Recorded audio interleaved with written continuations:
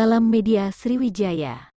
Penampakan uang tunai Rp5,12 triliun hasil sitaan Kejaksaan RI dari tersangka perkara kasus dugaan korupsi PT Dulta Palma Group.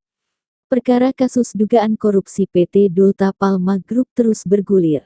Perkembangan kasus dengan tersangka Surya Darmadi ini sudah masuk sejumlah tahap penyitaan, termasuk uang tunai yang jumlahnya triliunan.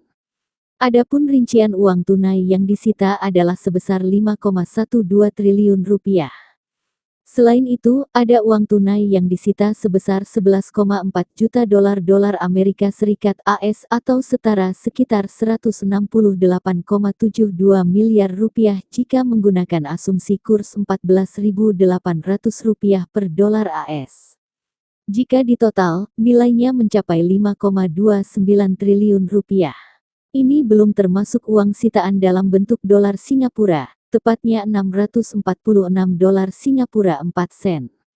Uang sitaan ini akan dititipkan ke Bank Mandiri dan beberapa bank lain, ujar Kepala Pusat Penerangan Hukum Kapuspenkum Kejaksaan Agung Ketut Sumedana, Selasa tanggal 30 Agustus tahun 2022.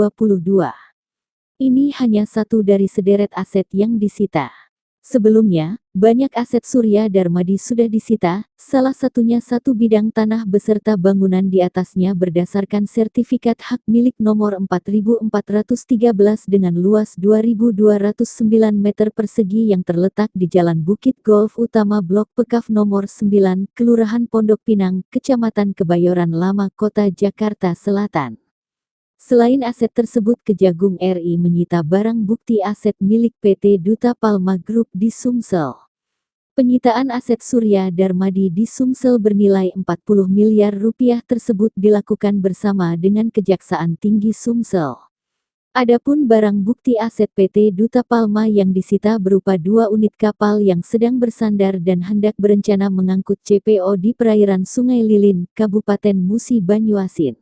Sebelum ditetapkan menjadi tersangka oleh Kejagung, Surya Darmadi lebih dulu terjerat perkara di Komisi Pemberantasan Korupsi, KPK.